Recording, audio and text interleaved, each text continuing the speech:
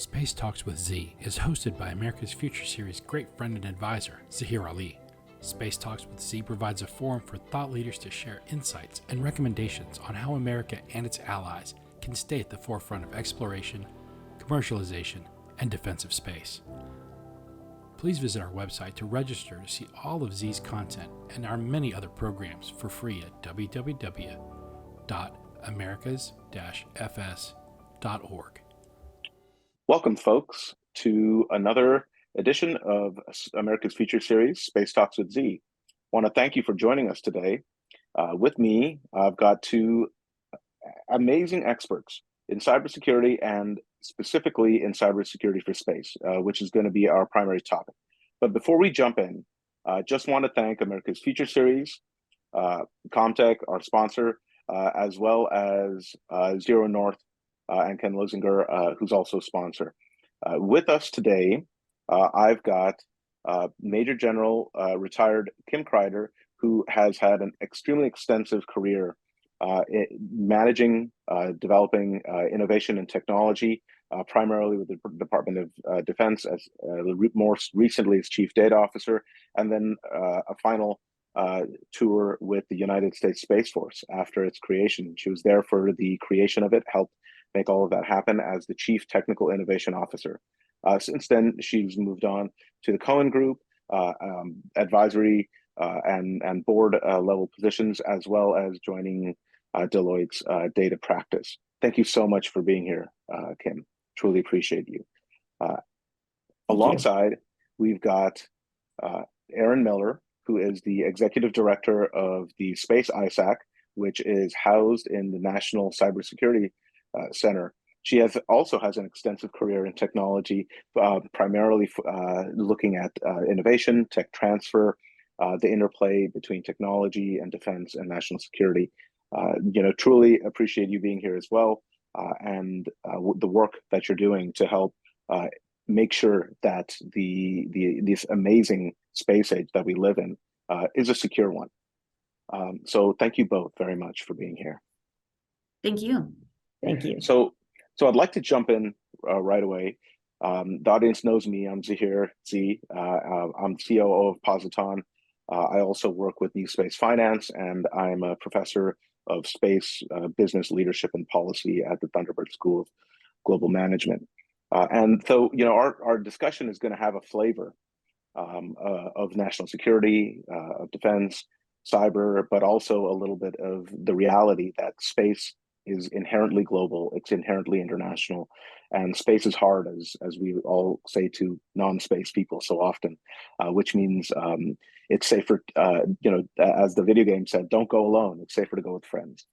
So partnerships are key. And that brings me to our first question. Kim, I'm going to throw it at you. Your role at Deloitte and its practice has been very wide-reaching.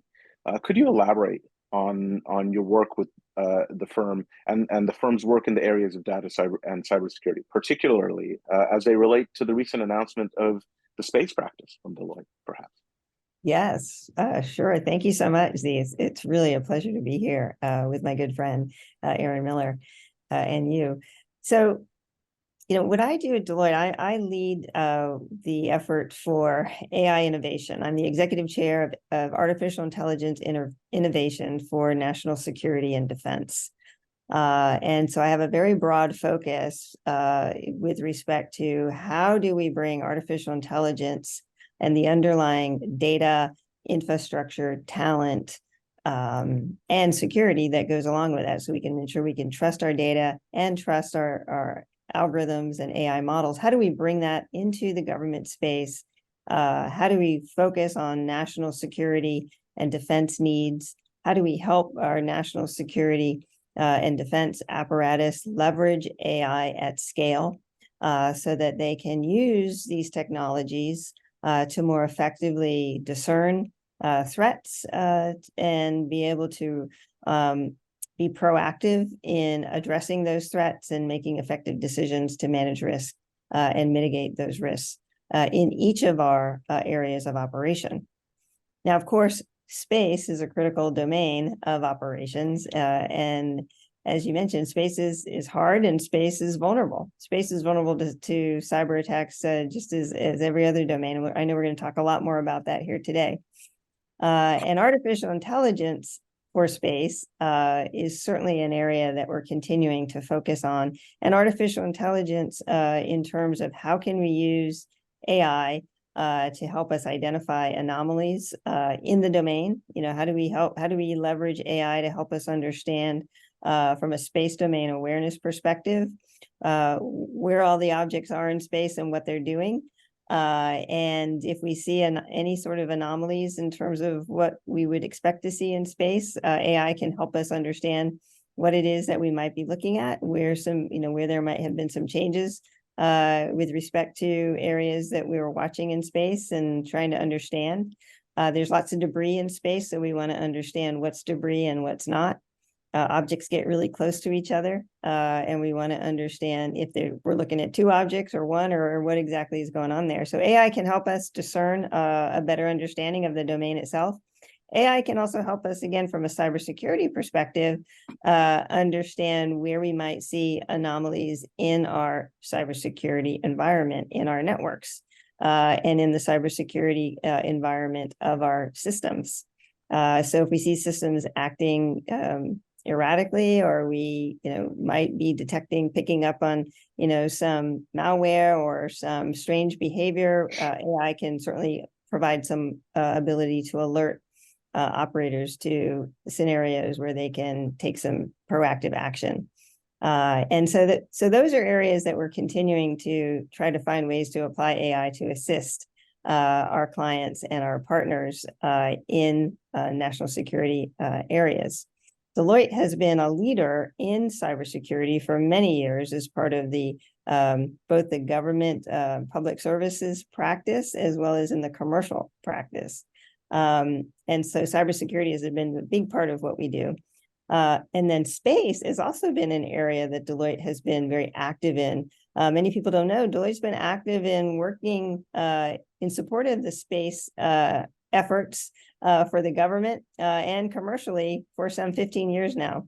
And now we see so much growth, so much area of interest and influence and expanding opportunities for government agencies around the world, for space companies and for non-space companies across every industry to leverage the space domain to support their ability to achieve some degree of competitive advantage. Deloitte has pulled together the efforts that it's been involved into an organized practice where it can really focus on helping to connect those companies, those government agencies, those industry partners to the opportunities that data from space, analytics on top of that data from space can help them in each of their endeavors. So it's an exciting time. It's an exciting time to be rolling out the space practice, but and in doing so, we also recognize that with all of the opportunity and all of the advancement that we're so thrilled to be a part of, a big part of what Deloitte continues to focus on is cybersecurity as an important component of being able to leverage those capabilities into and from space. Very interesting. So it's really clear that cybersecurity is cross-cutting. It's already affected pretty much every other industry and every other vertical. Space itself is a vertical and a horizontal, kind of like the internet, where it's its own thing, telecommunications, etc. But it also affects every other industry, and space is poised to do that. So I'm hearing that cybersecurity, if we don't get this right now, we're going to really regret it, and we can't afford for it to be the Wild West. That said, it does. Your discussion of AI cybersecurity does make me think of, I think it was Philip K. Dick or was it William Gibson? I always get them mixed up in Neuromancer, and what they called ICE, the AI security system. So, Erin, as director of the Space ISAC, you and your team are working with folks to help them understand a lot of data, methodologies, systems, particularly around space and cybersecurity. You're working with the big defense contractors, all these startups. Could you tell us more about how your work is making those connections between cybersecurity and space, what the Space ISAC does, and how that's helping the U.S. but also the world be safe in space in cyber. Yeah, Zahir, thank you so much for having me. And thank you, Kim, for cheering me on along the way here as we've stood up the Space ISAC. It's been quite the journey to get here. What we're doing with the global space industry with all of our member companies is in the name. It's information sharing and analysis.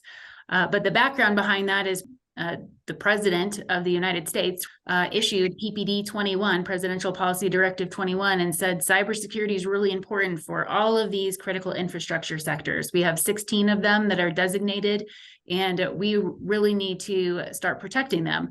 And about 3 years ago, we had the same type of commitment coming from the private sector and the White House stating that we need to do this for space systems now.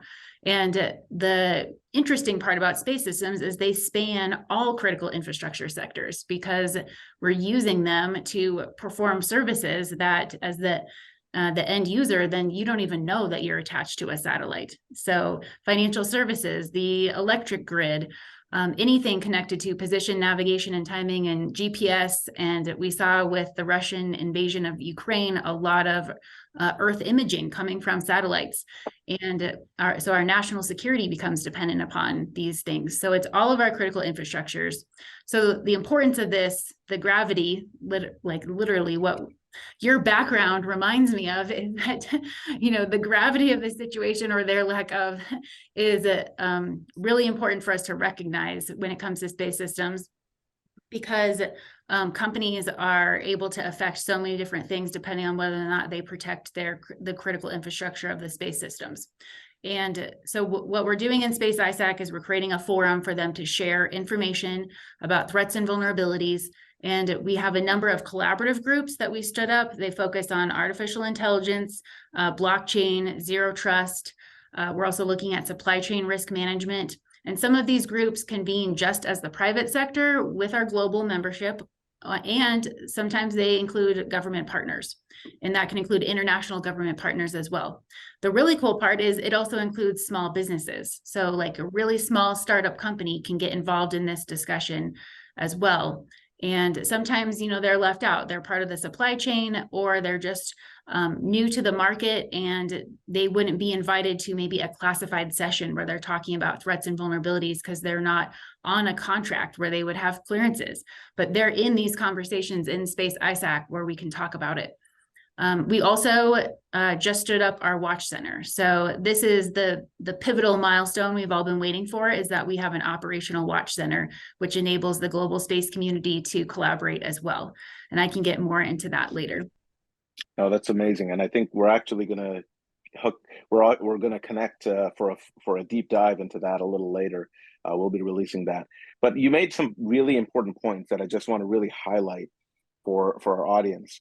The idea of space as infrastructure is something that I think the three of us have understood for most of our careers, but it's now only really being widely understood outside of the space of our tight-knit space community, perhaps for the first time, not more than in the last 10 years. And it reminds me what's happening now of some of the things that happened post 9/11. I'm a member of InfraGard, and at the time I was at DOE, and we talked a lot about cyber physical security at the time, particularly around 2005, 2006, some of the brownouts in LA that turned out to be international cyber attacks and different things. So as we're looking at this, at the same time as people have these realizations, this year, I feel the new cycle, last year was the year was space more, but this year has been all about OpenAI, ChatGPT. So we've seen rapid developments across data,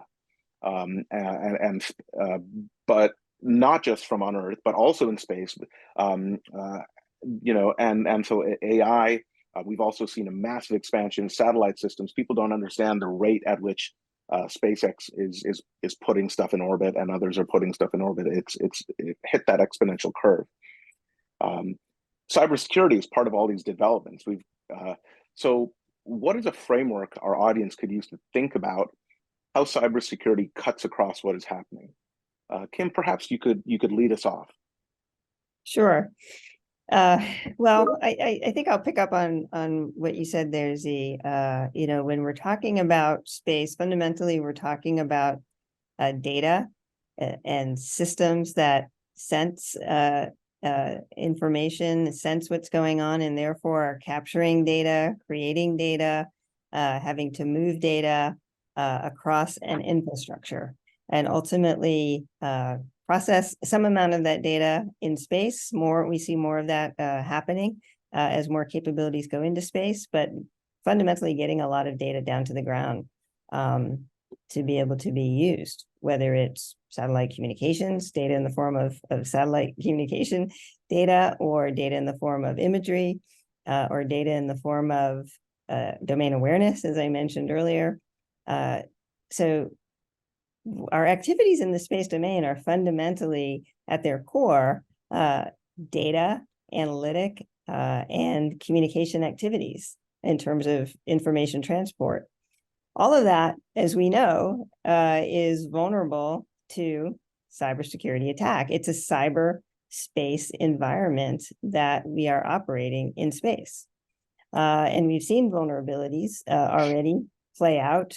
We've seen attacks on space systems with the outages that occurred at the beginning of the Ukraine conflict to our satellite communication capabilities that Ukraine was depending on, so commercial satellite capabilities. We've seen other vulnerabilities occur in space systems because they, like any other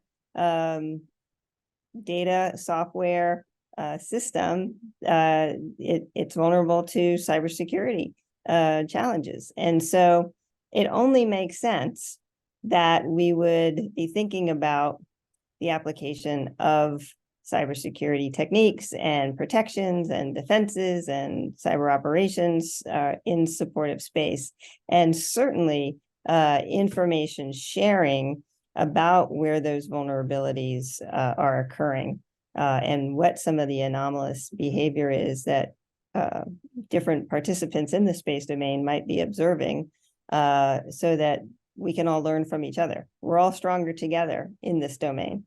So that's how I would answer it. Oh, thank you for that. Erin, your thoughts?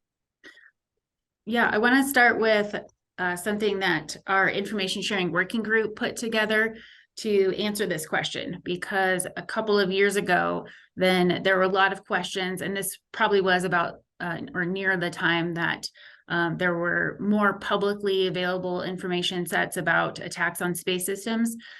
Then we started having a lot of questions from press and from media about, what is the space threat taxonomy? How do we understand this? When we talk about the ground segment, it's a little bit different than when you talk about a terrestrial based network. And what's the difference between a VSAT and a Viasat? Like these questions started to emerge.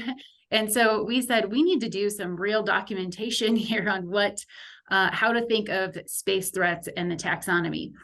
So the information sharing working group has about 25 members of our 70 members, and they defined it as, we have a holistic point of view that we need to take. We need to think about every aspect of the space system, from the link segment to the space segment to the ground segment to launch, which is sometimes not included, and user, which is also sometimes the only thing people even know about, depending on who you are and where you fit within this world. So the thinking about it from a very holistic point of view is what led us to start identifying different types of attacks, which you can find this on the Space ISAC website, different types of attacks that could affect these different segments. But there's always an effect on another segment. Maybe someone might say like second, third order effects, so you have to think about it very holistically. And one of the things we're doing in the Space ISAC to really realize this is we have the capability to pull in information about purposeful interference that would be affecting like communications. So if someone is being censored and being taken off the air, that's a common way to use interference. But there's different there's other phenomenologies outside of radio frequency that the Space ISAC will eventually have access to as well, like radar and optical. And so a multi-phenomenology approach is where we're headed with this. And we think that it's really going to inform the overall taxonomy, as well as a number of other efforts that we have underway as well. And so I encourage people, if they want to dig deeper into this, to take a look at the space threats taxonomy on our website.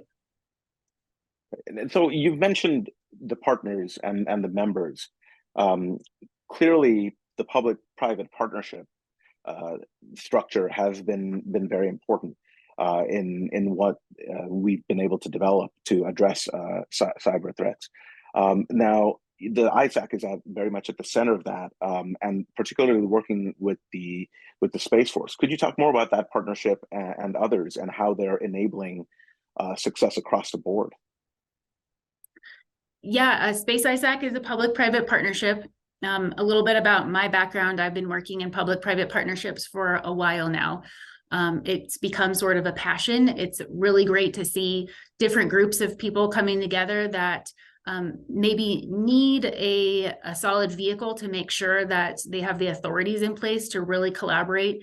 And in my past, I did some rapid collaboration of technology to support the warfighter, and worked with the Space Force there. And now working in Space ISAC, we're working with just, it feels like dozens of government partners, because it's a global ISAC.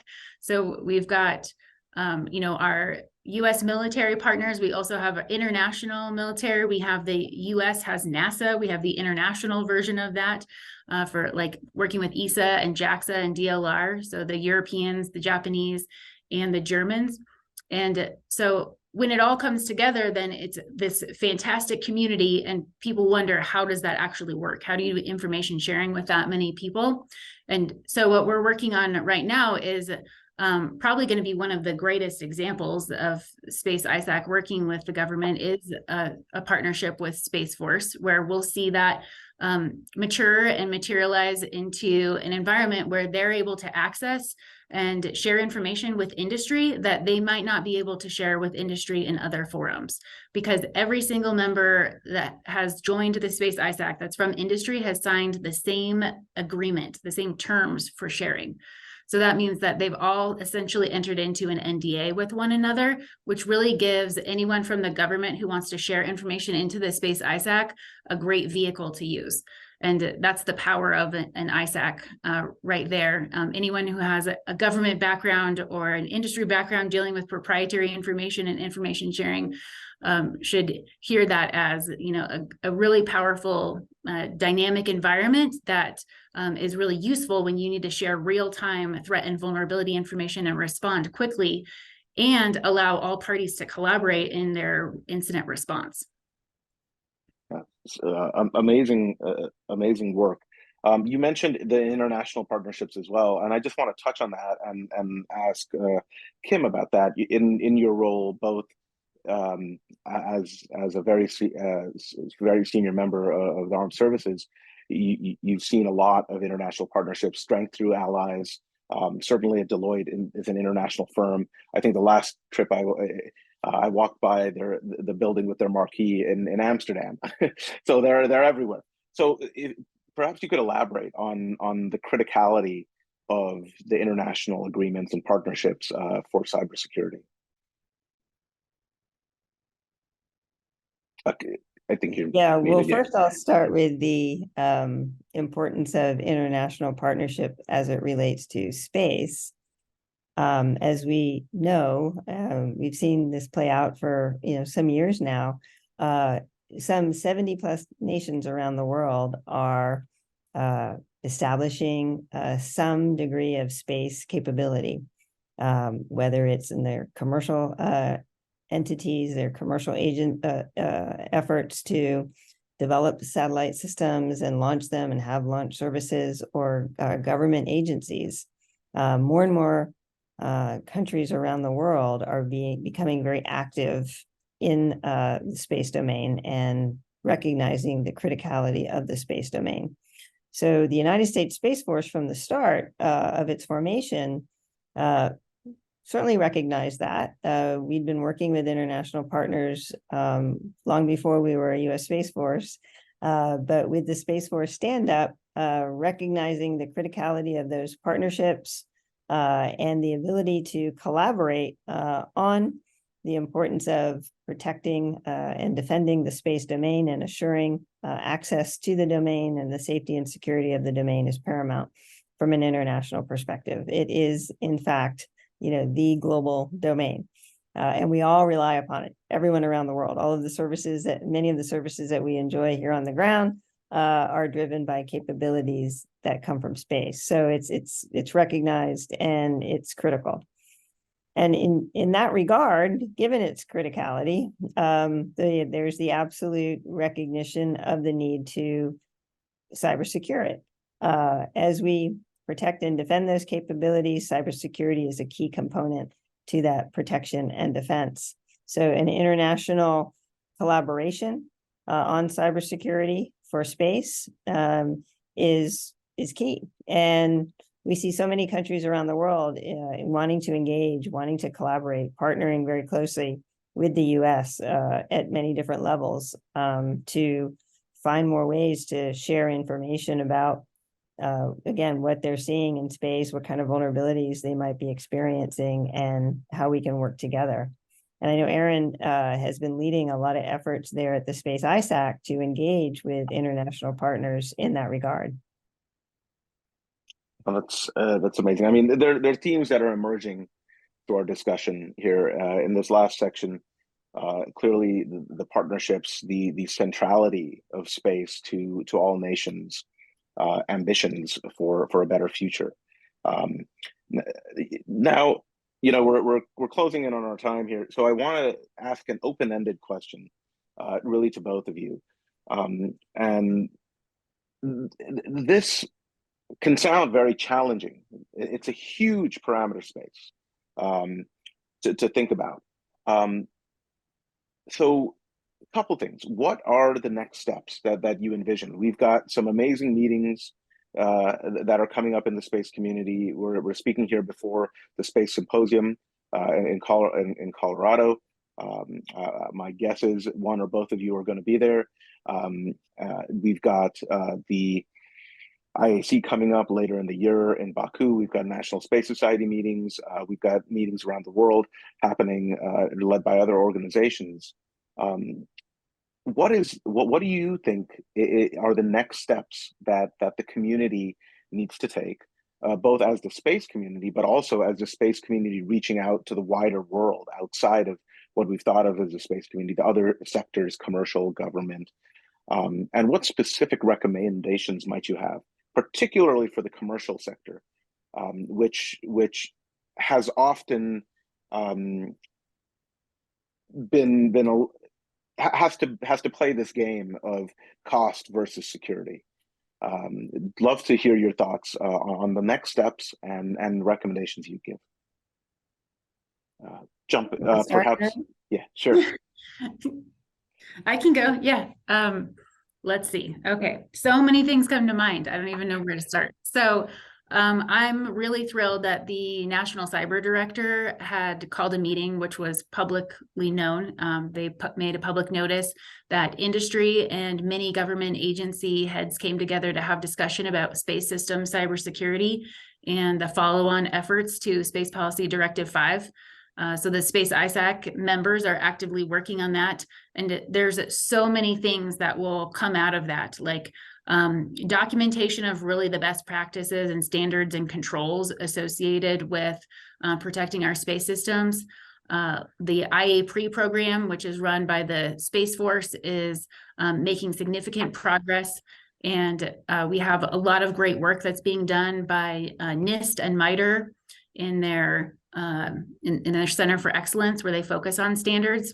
So I think this is really what I'm excited about, is to see the community mature in this regard, because we have a lot of cybersecurity capabilities in our terrestrial networks, and our space systems are different. They are unique. They have to be managed differently. And we're really starting to embrace globally this mindset of collective defense. And collective defense gets us in the game of, defending everyone together and not letting an attack on one affect all, because that is possible. So I think I'm very just really thrilled to see that so many space companies have gotten in the game, and they're really concerned about their space systems being essentially nodes on the network and how everything is interconnected, and their supply chains are complex, and they realize that all of these different attacks that are affecting terrestrial networks can also affect their network as well, or their component of the network. So that's my piece. Yeah, you're No, absolutely that's right, Erin. amazing. I'll just build upon what you're saying there. What's so exciting about what's going on right now, Z, is there is such an absolute collaboration happening. Collective defense, integrated deterrence, it all comes together. The recognition that from the DoD and the government perspective that, we have to be able to buy commercial space capabilities and integrate those into our military space architecture. So we have more of a hybrid architecture approach and leveraging this phenomenal amount of innovation that's being poured into the space domain with so much capacity that's going into space and capability is going into space. We have to tie that in and make that part of our resilient integrated architecture. And in doing so, everybody's coming to the table recognizing that we're all in this together. We have to be able to secure these systems. We have to be able to protect these systems, and we have to be able to share information, because as much as we want to protect and secure individual systems, there's always vulnerabilities. There's always going to be opportunity for these systems to be threatened. And so you've got to be able to raise the bar on communication and collaboration, and that's happening. We're seeing, actively folks coming together, not only with the ISAC, which is critical, but across the board in a variety of fora.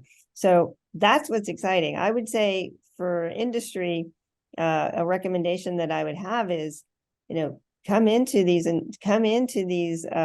forums, be part of the discussion, bring your insights, bring your analysts, bring your understanding of the domain, bring your concerns. Let's be part of the discussion and part of the sharing, because it really is a collaborative effort to help defend each other, help protect the domain, and help understand the domain. There's still a lot about the domain that we don't fully understand. It's a very vast domain. There's a lot of debris out there.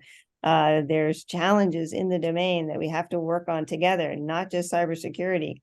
In order for us to reap the full benefit of it, we have to come together. So Space ISAC is a phenomenal place to start and be part of the conversation and have access to information that you wouldn't normally get otherwise.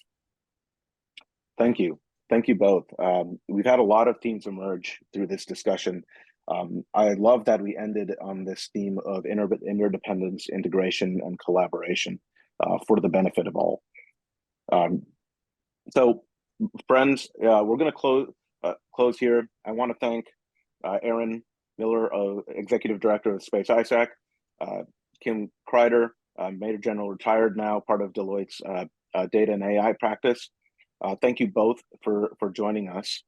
And thanks to the Space ISAC, the National Cybersecurity Center, AFS, our sponsors. And one thing I just want to call out is, please, this is the beginning of many conversations that need to happen in this arena. Please follow Erin. Please follow Kim on social media, LinkedIn. They are thought leaders. They speak in a variety of venues and interact with their organizations, Deloitte and the National Cybersecurity Center and the Space ISAC. It's clearly, the case has been made for why if you're in this domain, you need to participate, and you need to participate now. You need to participate early and be part of the solution. Thank you both again so much for joining us. Take care, folks.